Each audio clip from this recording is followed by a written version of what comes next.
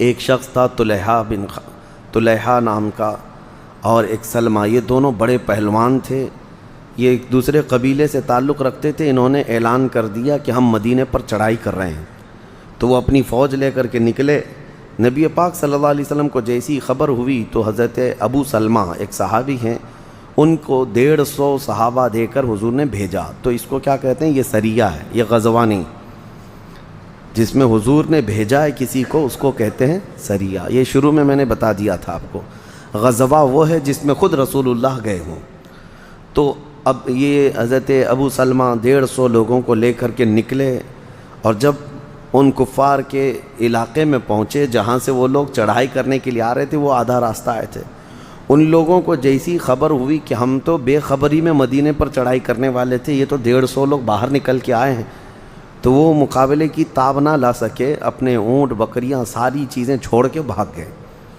تو یہ جو مسلمان گئے تھے، ان کو وافر مقدار میں مال غنیمت حاصل ہوا، اور آئے بغیر جنگ کے مسلمانوں کو یہ فتح۔ یہ 4 ہجری میں سریہ ابو سلمہ اس کو کہتے ہیں۔ اس کے بعد پھر یہی 4 ہجری چل رہی تھی، محرم کا ہی مہینہ تھا، شروع کا سال ہے۔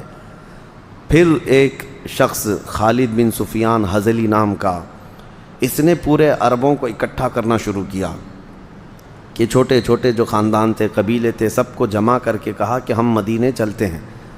ایک بات میں آپ کو بتاؤں، جتنی جنگیں ہوئی ہیں، حضور پاک صلی اللہ تعالیٰ علیہ وسلم کو جب خبر ہوتی کہ مدینے پر چڑھائی کی جا رہی ہے تو حضور اپنے صحابہ کے ساتھ نکلتے یا پھر صحابہ کی فوج کو بھیجتے۔ ان میں اکثر جو جنگیں ہیں یہ ڈیفینسیو ہیں، سب جو ہے دفاعی ہیں۔ جب وہ لوگ مدینے پر حملہ کرنے کے لیے آئیں گے تو کیا خاموش بیٹھ کر یعنی مظاہرہ کریں گے؟ دیکھیں گے؟ خاموش بیٹھ کر کے نظارہ کریں گے؟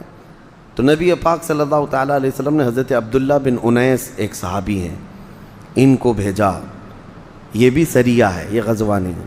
کہا کہ یہ خالد بن سفیان جو آ رہا ہے، اس کے مقابل میں جاؤ۔